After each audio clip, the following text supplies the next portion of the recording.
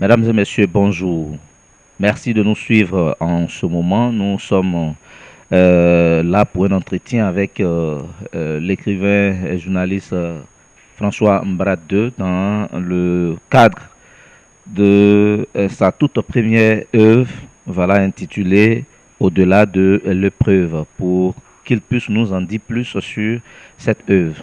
Heureux de vous retrouver, comme je l'ai dit à l'entame de l'entretien. Nous sommes là pour vous interroger, poser certaines questions sur votre œuvre au-delà de l'épreuve. D'abord, la toute première question, c'est de savoir dans quel contexte s'inscrit cette œuvre, d'où est sortie l'inspiration, voilà, pour produire cette œuvre. Merci à vous. Je suis François Mbradeux, je suis journaliste. Je me suis initié dans l'écriture il y a de cela quelques 2 à 3 ans maintenant. J'ai coécrit une œuvre intitulée White Journalism, The Story of New Reporters in Africa. C'est une œuvre qui parle de journalisme où chacun des journalistes co-auteurs a pu montrer sa contribution. Et là, je suis à mon tout premier roman intitulé Au-delà de l'épreuve. Au-delà de l'épreuve s'inscrit dans un contexte de résilience. Vous savez que ce qui est d'actualité, il faut en parler. On parle aujourd'hui de résilience. Lorsque quelqu'un passe des moments très difficiles et arrive à surmonter cette difficulté et par la fin sort victorieux ou victorieuse, je pense que c'est une histoire qu'il faut raconter. Et donc l'œuvre au-delà de l'épreuve, c'est pour traduire la résilience de façon générale dans la société et de façon particulière la résilience de la femme. Vous allez bien le constater que je fais ce qu'on va appeler du réalisme fantastique. Le réalisme fantastique en littérature, c'est une histoire qui est racontée, un récit, où vous allez voir ce qui est réel, c'est-à-dire le quotidien, ce qu'on vit au quotidien, et aussi ce qu'on va appeler du fictif, de l'imaginaire.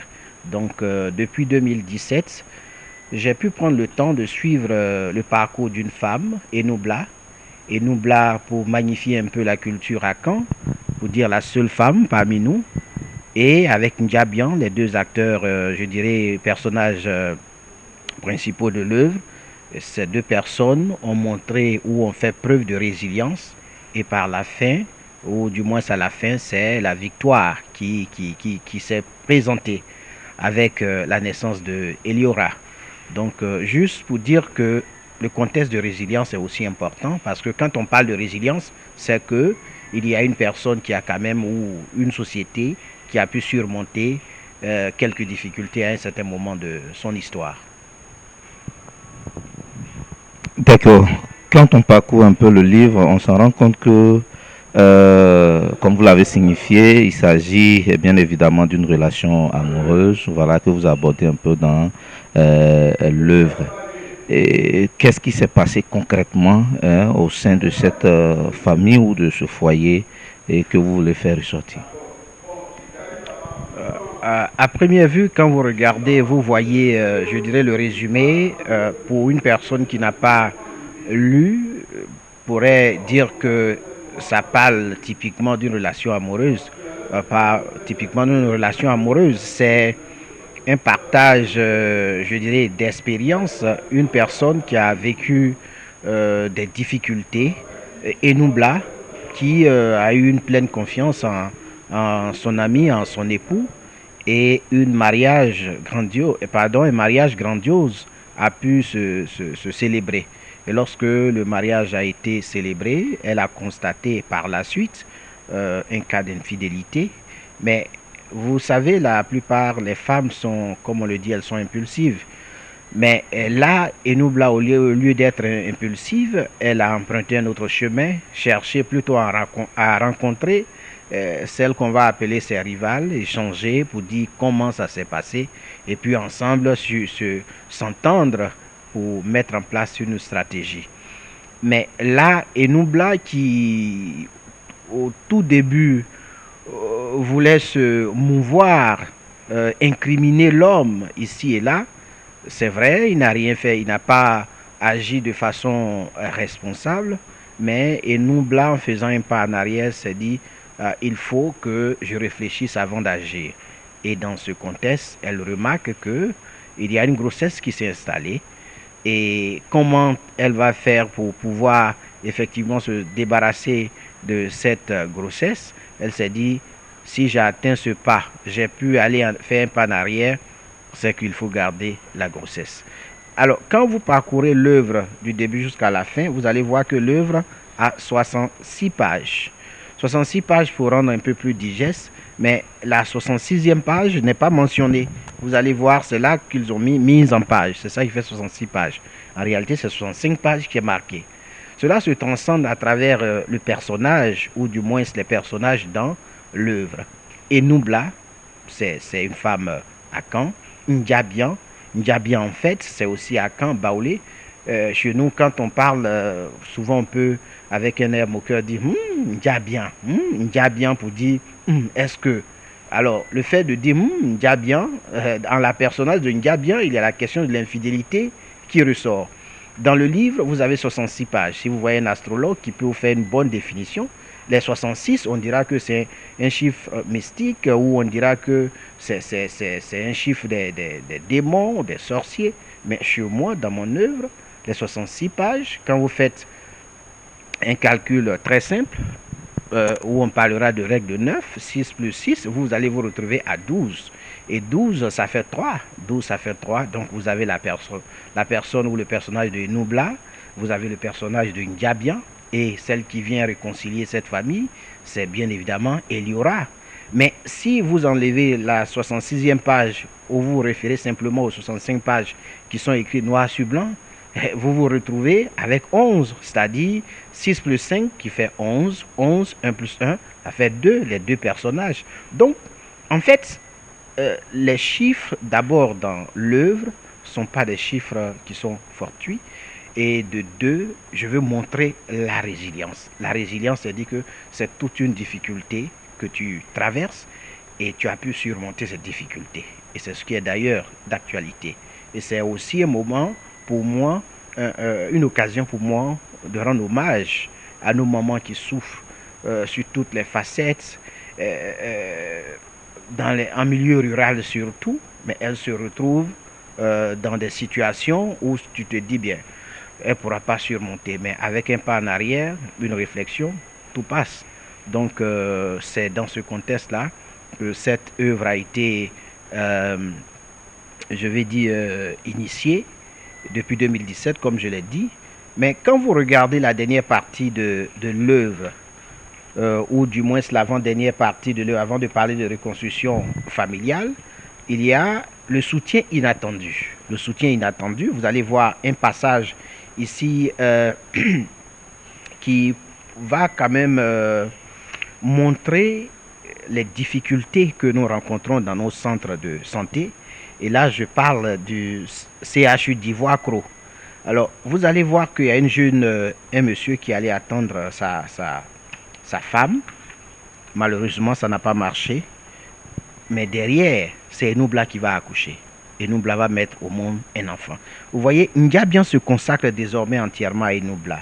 L'infidélité est reléguée au rang de vieux souvenirs. Il s'efforce de faire de chaque jour qui passe une démonstration de son amour et de sa fidélité envers elle. Enoubla, de son côté, s'épanouit dans une relation renouvelée profitant de l'attention et de l'affection de Ndiabian.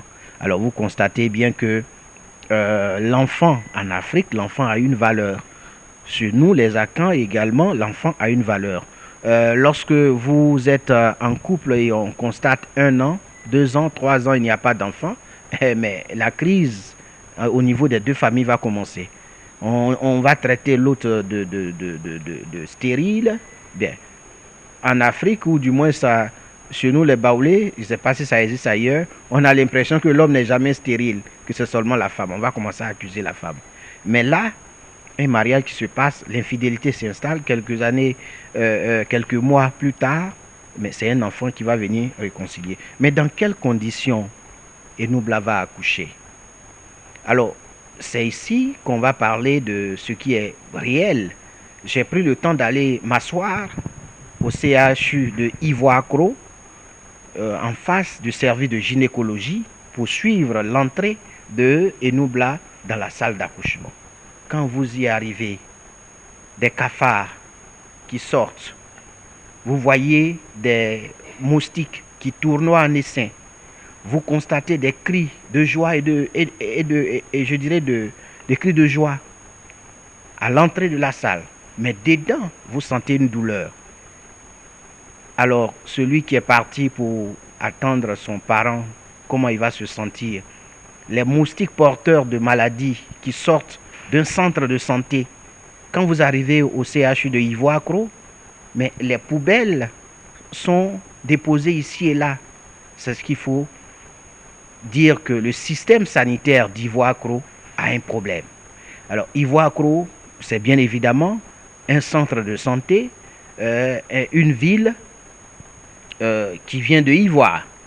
Alors, vous pouvez aussi suivre mon regard, parce que à Ivoire-Cro, dans le centre où je me suis rendu, j'ai vu qu'il y a quand même des difficultés. Donc, c'est en ce moment que vous allez voir, je vais dire, le mixage, ou du moins une sorte de remise ensemble de deux éléments, la fiction et le réel. C'est ce qu'on va appeler, comme je l'ai dit en littérature, le réalisme fantastique. Et les deux éléments combinés pour traduire les mots de la société, pour traduire les difficultés que chacun de nous peut rencontrer, mais quelle voie il faut suivre pour être résilient, ou bien évidemment être plus fort et pouvoir guider les générations à venir. Voici un peu ce que je voudrais dire concernant l'œuvre. D'accord, merci bien, Monsieur Mbra. Donc, au-delà de l'épreuve, c'est le titre de l'œuvre. Qu'est-ce que l'on doit s'attendre au-delà de l'épreuve? Au-delà de l'épreuve, c'est ce qu'on va dire de façon vulgaire ou de façon, dans notre jargon, on ne fait plus rien avec ça. On a dépassé ça. C'est-à-dire que quand vous rencontrez des personnes, vous pouvez rencontrer des personnes qui vont vous raconter leur vie. Moi, dans ma vie, voici ce que j'ai vécu. Moi-même, je n'ai plus confiance en la vie. Moi-même, j'ai envie de me suicider, sans que cette personne vous demande, vous-même là, qu'est-ce que vous avez vécu comme difficulté.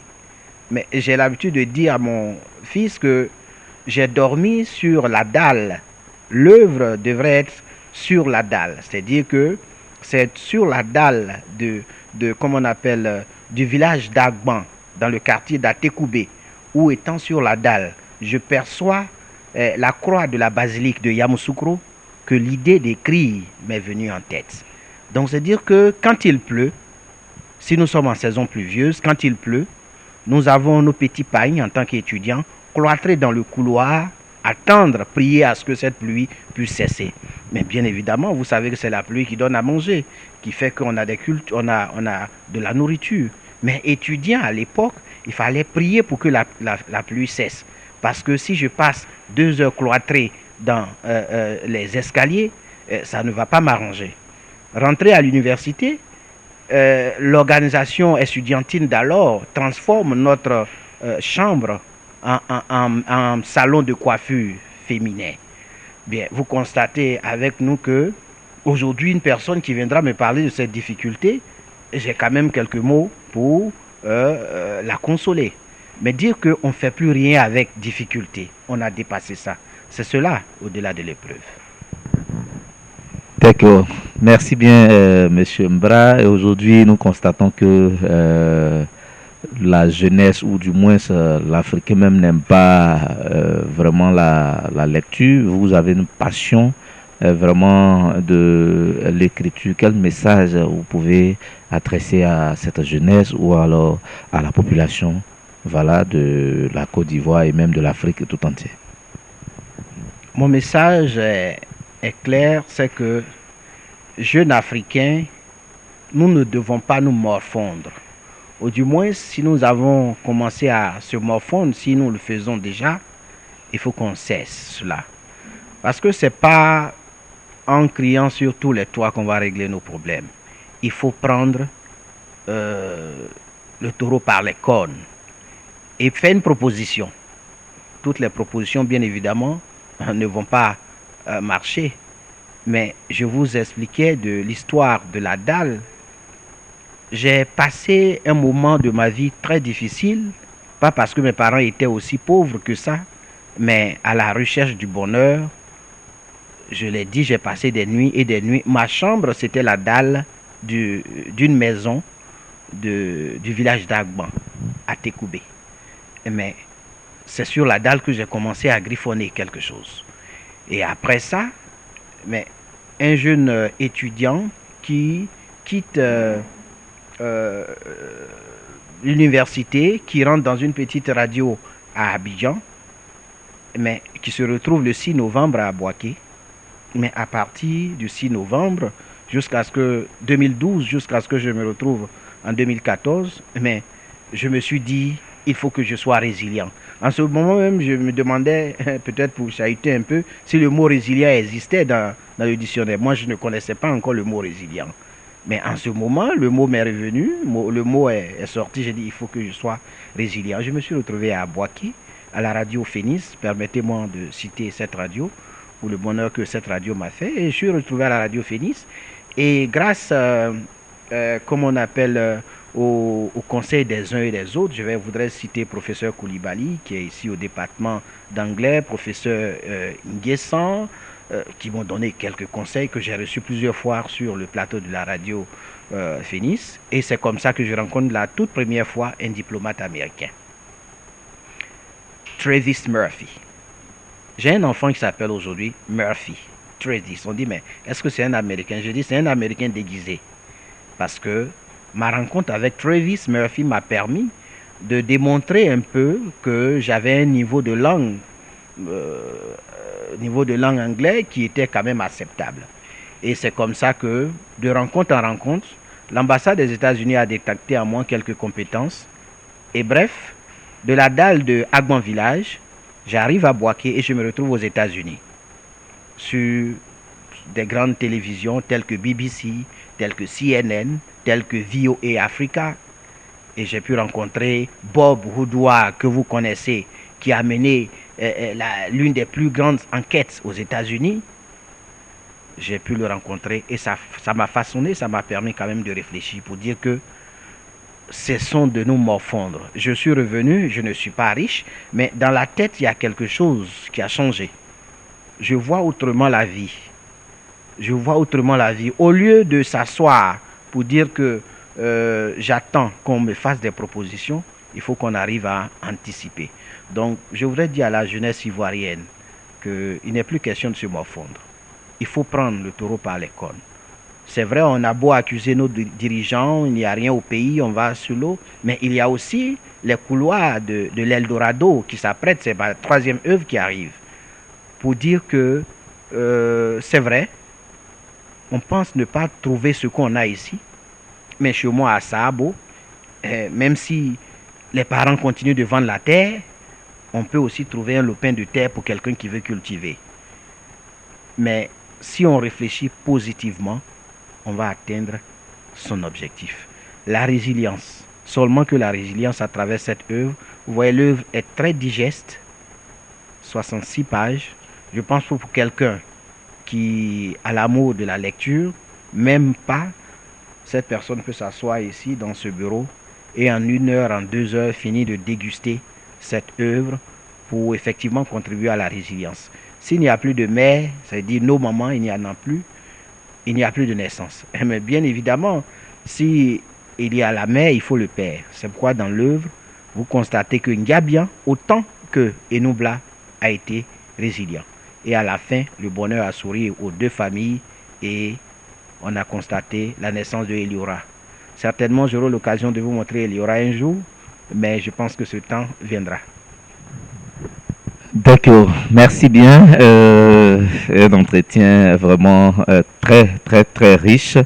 Voilà que Monsieur Mbra François II vient de nous décortiquer un peu ce qui est en lien avec l'œuvre, dans quel contexte cette œuvre a été conçue, nous expliquer un peu également son histoire aussi émouvante pour permettre à la jeunesse, voilà, de se mettre au travail, de ne pas se morfondre, tout et tout. Mais on aimerait prendre un dernier mot sur peut-être les challenges, les défis à venir que vous souhaitez peut-être relever, tout et tout. Les défis, il y en a. Mais avec la résilience, on peut surmonter tous ces défis. Alors, moi, je dis une seule chose. La formation doit être notre leitmotiv. Quand un journaliste est bien formé, il est plus facile pour lui de décortiquer. Il est plus facile pour lui de contribuer au développement de sa communauté. Donc aujourd'hui, pour moi, c'est la formation qu'il faut. Le défi qu'il faut relever, c'est de pouvoir atteindre un niveau de formation qui pourra me permettre, moi aussi, d'apporter ma contribution à la jeunesse. Vous voyez, pour moi, un jeune qui dort avant 24 heures, c'est qu'il vit dans le luxe. J'ai l'habitude de dire, quand vous me voyez matin, j'ai les yeux rouges et je n'ai pas bu tout coup. C'est parce que j'ai dormi à 2 heures du matin.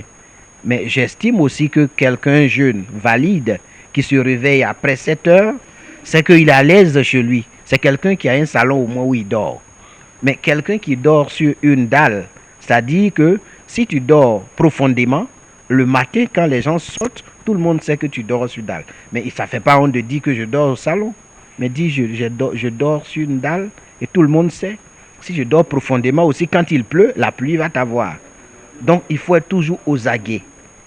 Donc, pour moi, quand une personne est bien formée, il y a encore des stratégies que cette personne peut mettre en œuvre pour pouvoir lui-même apporter à son développement personnel et aussi contribuer au développement de sa communauté. Donc, ce qui a encore à prendre en compte, c'est que j'ai plusieurs autres objectifs à atteindre. Au-delà de l'épreuve est ma toute première œuvre. La première, j'ai été un contributeur. La troisième œuvre qui est en édition, qui sera bientôt présentée, c'est l'As du leadership. J'ai eu l'occasion avec certaines organisations internationales et autres, des personnes, des ONG, où j'ai pu visiter à ce jour plus de 23 pays dans le monde entier, que ce soit l'Europe, les États-Unis, l'Afrique. Et j'ai fait un combiné des formations que j'ai reçues dans ces différents pays et un combiné des formations que j'ai reçues avec ces organisations internationales et des structures telles que l'ambassade des États-Unis, ici même American Corner, de pouvoir faire un compile, si je peux m'exprimer ainsi, pour mettre en œuvre, pour écrire un livre intitulé L'As de leadership. L'As simplement pour dire le champion de leadership. Et cette œuvre va apparaître d'ici 2 semaines que nous allons ensemble déguster une fois encore. D'accord. Merci bien. Je pense que ça a été un réel plaisir pour nous, vraiment, de nous entretenir avec l'auteur de l'œuvre Au-delà de l'épreuve, Monsieur François Mbra II. C'est ici que on va mettre un terme à notre entretien. Si vous avez un dernier mot à dire, Monsieur Mbra. Le dernier mot, c'est de lancer un appel à tous et remercier chacun de nous. Les remerciements, je ne vais pas les étaler, je dirais, comme un chapelet, mais la structure qui nous accueille, c'est l'American Corner. Vous savez, quand il y a un sage à côté de toi, il est facile pour toi de pouvoir réfléchir, il est facile pour toi de pouvoir concevoir, il est facile pour toi de pouvoir apporter ta contribution. Et ce sage, c'est notre aîné docteur Clark Ounan, qui est également chef de village, qui ne cesse de me tirer de mon sommeil, parce qu'avec lui, on ne dort pas. Quand tu dors, mbra, quand on dit il fait jour. C'est-à-dire qu'un homme qui dort jusqu'à ce qu'on lui dise il fait jour, c'est que je l'ai dit, il est à l'aise. Bon, je ne veux pas dormir jusqu'à ce qu'on me tire de mon sommeil. Donc je remercie toutes ces personnes qui, quand ils sentent que je suis en train de somnoler, me tirent de mon sommeil et me donnent un message clé.